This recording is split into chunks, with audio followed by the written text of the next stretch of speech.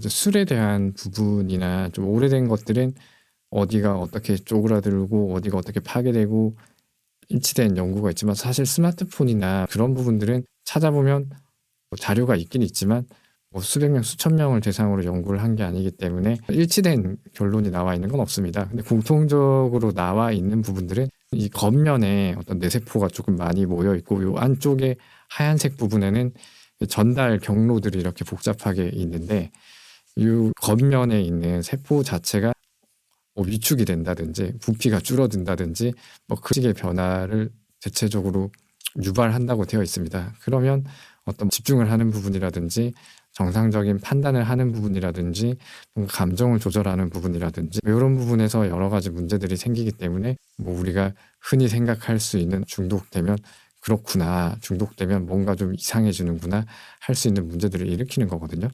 이게 뭐 그걸 중단시키면 좋아진다, 어떻다라는 내용은 없지만 최소한 술은 곡물이니까 다른 더 긍정적인 것들로 이렇게 시간을 좀 채워 나가게 되면 어느 정도 기능적인 면에서 회복되는 부분도 있긴 있을 거거든요. 그러니까 실제로 뭐 어떤 부피가 완전히 줄어든다든지 그게 단순히 이제 세포가 어떻다의 문제가 아니라 이제 연결성이라든지 기능적으로 이렇게 떨어진 부위가 있을 수도 있거든요. 그런 것들은 어느 정도 물러나 있으면 기능이 다시 회복될 수 있습니다. 우리가 뭐 우울증이나 어떤 뭐 불안증을 심하게 앓는 사람도 뇌의 어떤 기능이 확실히 떨어지는데 뭐 구조적인 손상에 의해서 그런 문제가 생긴 게 아니라면 어느 정도 증상이 없어지고 시간이 지나면 다시 기능은 회복이 되거든요. 충분히 그럴 수 있습니다. 뭐 우리가 작심삼일이라고 하는 것도 계속하면 좀 길어질 수도 있잖아요. 중독이라고 우리가 좀 걱정이 된다라고 이야기를 할 수 있는 거는 그 자체로 어떤 식으로든 그 사람의 삶을 좀 파괴하는 방식으로 작용하기 때문에 그렇게 하는 게 낫지 않냐, 그냥 내버려 두는 게 낫지 않냐 싶은 부분은 그렇게 얘기하기는 어렵습니다. 그러니까 내버려 두는 게 애당초에 나을 것 같으면 그걸 내가 한 20년이고 해서 문제가 안 생기면 내버려 둬도 되는 거거든요. 이제 문제가 된다는 건 그걸 뭐 5년, 10년 하면 무조건 문제가 생길 게 이제 예상이 되는 상황이니까 그걸 방치하기는 힘든 부분인 거고요. 이제 실패하더라도 다시 시도를 하는 게 맞죠. 이거는 내가 한번 무너졌을 때 어떤 시행착오 과정을 거쳐야 되는 부분은 분명히 있는 거거든요. 우리가 정신과적인 문제들이 개선되는 과정에서 한 번에 뭐 어떻게 해서 어떻게 하면 이게 좋아진다 한 번에 해결되는 과정보다는 보통 좋아지는 듯 하다가 다시 나빠졌다, 또 조금 좋아졌다, 조금 나빠졌다, 계속 시행착오 과정을 거치는 경우가 대부분이기 때문에 과정을 거치더라도 포기하지 않는 게 좋고요. 중독이 심한 경우에 뭐 치료자나 그런 분들이 주변에 필요한 이유가 그렇게 자꾸 내가 지칠 때마다 뭔가 그만두고 싶을 때마다 그만두지 않도록 그래도 도와줄 수 있는 사람이 있어야 되니까 병원에 가야 되는 거거든요. 뭐 어떠한 시도든 해보는 게 낫다고 봅니다. 5번 먹던 사람이 그냥 4번만 먹어도 잘했다고 얘기할 수는 있긴 있는데 그 문제는 그 술이나 여러 가지 중독과 관련된 부분이 4번이 절대 4번으로 끝날 리가 없기 때문에 그런 부분에 대해서는 잘했으니까 이제 그만합시다라고 말씀드리지는 않고요. 계속 좀 치료를 하자는 식으로 얘기를 하죠. 절대 이게 중독이라는 거는 내가 뭔 짓을 해도 4번이 4번으로 계속 머물러 있지는 않을 거고 어떤 식으로든 문제가 될 거거든요. 그렇기 때문에 줄인 것도 분명 대단하긴 하지만 이제 거기서 멈추면 안 되고 계속 조금씩 좋아지는 방향으로 노력을 해야겠죠. 그런 것들이 불안일 수도 있고 어떤 불편함일 수도 있고 혹은 외면하고 싶은 나의 어떤 불편한 감정일 수도 있을 거라고 한 번에 해결할 수 있는 방법이나 쉽게 해결할 수 있는 방법은 없을 것 같은데 그럴수록 본인이 느끼는 감정과 그 감정에 영향을 미칠 수 있는 생각들을 조금 더 구체적으로 이해를 해보는 게 필요할 것 같긴 합니다. 그 불안이라는 게 나름대로 이유가 있는 불안이 있을 수도 있고 이유가 없는 불안이 있을 수도 있겠죠. 그 이유가 있는 불안이라고 하면 내가 그런 것들을 조금 헤아려 보면서 그 불안에 적응할 수 있는 부분이나 익숙해질 수 있는 부분을 찾을 수도 있는 거거든요. 뭐 정말 이유를 모르는 불안이다, 이유를 알 수 없는 불안이다라고 하면 조금 더 이제 일상생활을 좀 잘 가져가려고 애쓰는 게 중요하겠죠. 그 감정을 해결하기보다는 뭐 우리가 흔히 얘기하는 운동 열심히 하고 잠 잘 자고 맛있는 거 먹고 그런 식으로 생활을 좀 건강하게 가져가면서 그 불안을 외면한 채로 생활을 건강하게 하는 쪽으로 일단 가봐야 되거든요. 그렇게 좀 지내다 보면 그 불안한 내용이 구체적으로 떠오를 수도 있고 내가 확인할 수 있는 부분이 있을 거니까 그거에 대해서 이제 고민을 하는 거죠. 그 불안을 한 번에 달랜다는 건 사실 어려운 부분인 것 같긴 합니다. 우리가 단순히 술을 생각했을 때 보통 시작이 술을 마셨을 때 어떤 안도감과 사람들 사이에서 당당해지는 긍정적인 느낌에 의해서 술을 자꾸 마시게 되는 경우가 흔한데 그 불안에 해당하는 게 어떻게 보면 낯선 사람들 사이에서 혹은 사회적인 상황에서 긴장감에 대한 부분일 건데 그게 따지고 보면 불안의 일종이거든요. 술 먹고 하면 그게 좀 완화가 된다든지 내가 만성적인 불안이 있는 사람이 그 불안감을 달래기 위해서 하는 게 집에 와서 음식을 먹는 거다. 그러면 그 부분에 의존하게 될 수밖에 없고 그 부분이 반복될 수밖에 없는 거고 그게 없을 때 불편해지는 금단 비슷한 증상이 올라올 수밖에 없는 거거든요. 결국 감정적인 요소가 많은 영향을 미칠 수밖에 없죠. 뭐 정말 무의식적으로 설명이 안 되는 불안부터 그냥 뭐 당장 내일 시험 걱정이라든지 회사에서 잘릴 걱정이라든지 그런 일상적인 걱정까지 불안이 쭉 있을 건데 여러 가지 어떤 행위들은 그 행위에 몰두하는 과정을 통해서 그게 꼭 쾌락일 수도 있고 아니면 쾌락이 아닌 뭐 다른 고통일 수도 있고 뭐 어떤 건지는 사람마다 다르겠지만 그 행위에 몰두함으로써 그 불안이라는 걸 뭐 일시적으로 잊을 수는 있겠죠. 근데 그 불안이 해결되는 게 아니기 때문에 그건 회피가 되는 거고요. 그러니까 불안을 회피하기 위한 수단으로 이제 그런 여러 가지 것들을 하는 과정에서 아무래도 이제 불안을 많이 느끼면 그걸 자주 찾게 될 거니까 의존이나 그런 문제가 생기고 중독과 유사한 형태로 문제가 될 수도 있겠죠. 그 일에 과도하게 매달릴 수밖에 없는 사람은 다른 거에서 어떤 안정감을 느끼거나 다른 거에서 만족감을 느끼거나 혹은 다른 수단 없이 내가 꼭 어떤 걸 성취하지 않아도 괜찮을 수도 있다는 그런 자신에 대한 긍정적인 느낌 자체가 별로 없는 사람들일 수도 있거든요. 그래서 이제 그런 불편한 걸 극복하고 불편한 거에서 달아나기 위해서 뭐 일에 매달린다. 충분히 뭐 그럴 수 있을 것 같습니다. 주변 사람들이랑 멀어진다든지 뭐 가족들이랑 뭐 부딪히게 된다든지 혹은 주변 사람들이랑 어떤 갈등을 빚게 된다든지 그냥 그 부분이 가장 핵심적인 것 같습니다. 만약에 누가 어디 진짜 무슨 뭐 무인도 비슷한 섬에 발령 나가지고 뭐 1년에 휴가 몇 번 없고 일만 해야 되는 데서 일만 하고 있으면 사실 별다른 문제가 생기지 않을 수도 있거든요. 그러면 뭐이 사람이 일에 너무 과하게 일에 몰두하고 있다. 사실 판단할 기준이 없거든요. 어떤 식으로든 문제가 생기면 과한 거라고 봐야 될 것 같습니다. 기준이 뭐 몇 시간이다, 뭐 주 60시간이다, 주 59시간이다 이런 기준이 있는 부분이 아니기 때문에 누군가가 내 건강 상태에 대해서 걱정을 한다. 건강검진했는데 어디가 나빠졌는데 남들보다 일 많이 해서 그런 거다. 아니면 일 많이 하는 과정에서 자꾸 주변 중요한 사람들이랑 부딪히는 부분이 생기거나 자꾸 내가 잃어버리게 되는 것들이 생긴다고 하면 뭐 그건 확실히 문제가 되는 거라고 봐야 되거든요. 이제 대학생 분들이 진짜 그냥 혼자 있는 시간이 많아지면서 어딘가 안 좋아지고 어디가 힘들어져서 오시는 분들이 좀 많이 있었던 것 같거든요. 그 자체가 되게 힘들죠. 이제 통제한다는 거에 대해서 뭐 여러 가지 의견이 있을 수는 있지만 저는 일단 최소한 나라에서 하지 말라는 건 한 번쯤 그럴 만한 이유가 있지 않나 생각을 해봐야 된다. 당연한 부분인 것 같고요. 뭐 마약류도 어딘가에서 활용이 되긴 될 거거든요.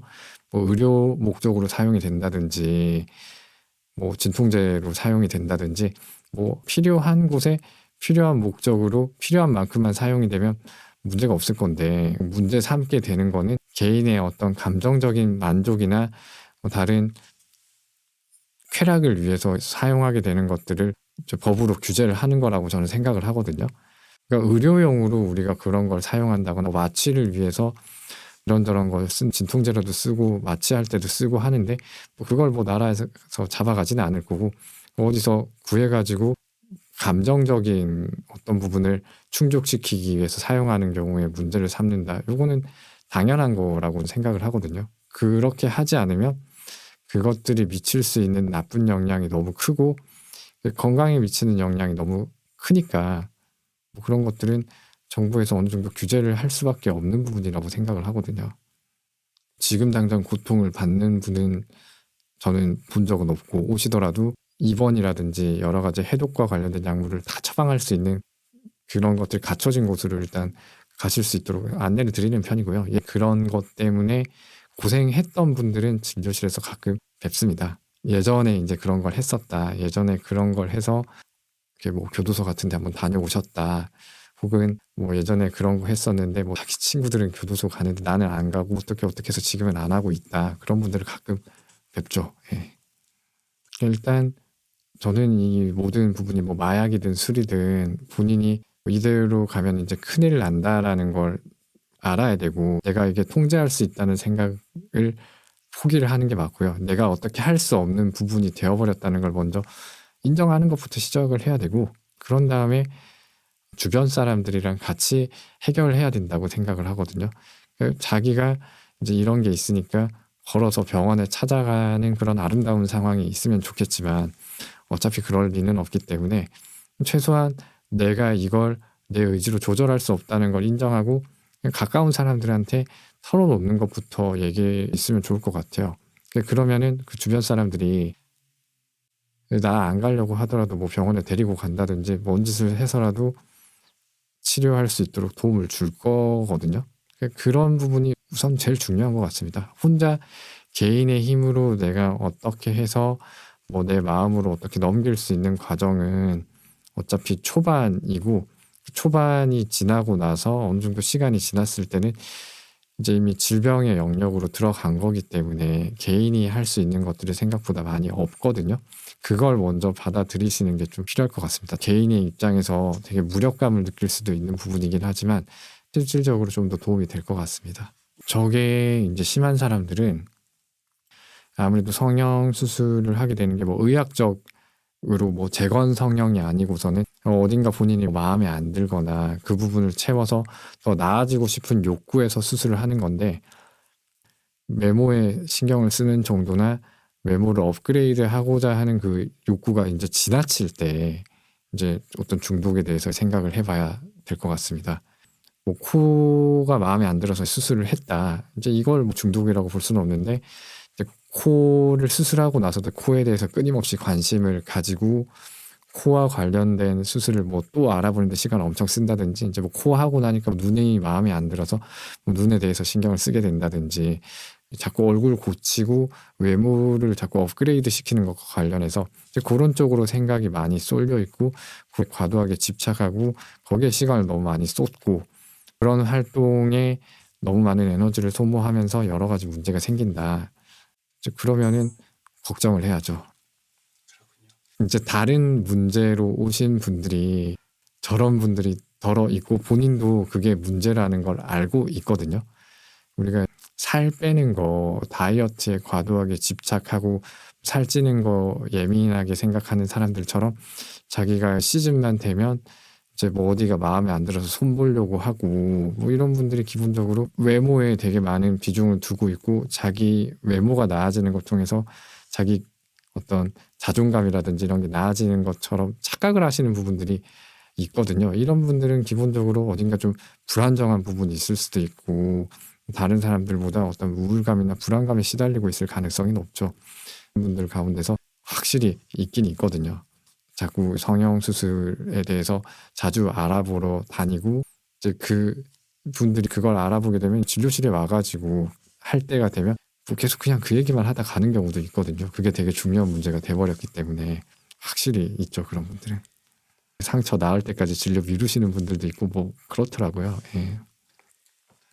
뭔가 삶이 만족스럽지 않다거나 뭐 여러 가지로 삶에서 힘든 경험들을 많이 할 수밖에 없으니까 그냥 힘들다고 오시는 분들도 있고 그냥 우울하다고 오시는 분도 있고 불안하다고 오시는 분들도 있고 다 그렇죠. 좀 다양하죠. 근데 기본적으로 저분들이 저런 게 이제 제가 책에도 썼듯이 이제 문제가 될 정도가 되면 어떤 영역이든 삶에서 문제가 되는 부분들이 생기고 그것들이 또 다른 스트레스가 되기 때문에 뭔가 힘들다고 오시는 분들은 거의 다 그런 식으로 연결이 되어 있는 것 같거든요. 그러니까 그게 문제가 됐고 사실 그 사람들 입장에선 실생활에서 다양한 문제들이 실제로 있는 거니까 그게 주된 문제가 되고 그게 문제가 될 것이라고 1차적으로 생각하지는 않으시는 것 같거든요. 와서 얘기를 듣다 보면 저런 것들이 증상을 나쁘게 만들 수는 있겠구나. 저런 것들이 자기 어려운 걸 더 나쁘게 만들 수 있다는 걸 확인하게 되는 경우가 많은 것 같거든요. 그래도 뭐 여전히 내과 정형외과 가는 것보다는 조금 불편하게 생각하시는 분들이 아직은 있는 것 같습니다. 우리가 사실 뭐 내과, 뭐 정형외과, 이비인후과를 간다고 했을 때 뭐 그냥 그건 가니까 가는 거다고 보통 생각을 하는 건데 그 내과, 정형외과, 이비인후과 가는 거랑 정신과 가는 거랑 좀 다르게 생각하시는 분들이 분명히 있긴 있거든요. 그런 분들은 이제 예전보다 줄긴 했지만 아무래도 그건 뭐 그럴 수밖에 없는 것 같습니다. 약간 뭐 비뇨기과 같은 느낌으로 남자들이 이제 뭐 비뇨기과 간다고 하면 조금 그런 것처럼 정신과도 여전히 그런 부분이 남아 있을 수밖에 없을 것 같고 여전히 그런 부분이 어느 정도 남아 있는 것 같은데 그래도 이제 예전보다는 확실히 진입장벽이 낮아졌다라고 느끼곤 있습니다. 그리고 저기 나와 있는 것들이 사실 몇 가지를 제외하면 뭐 누구나 살면서 한 번쯤은 다 해볼 수 있는 흔한 부분이라고 저는 생각을 합니다.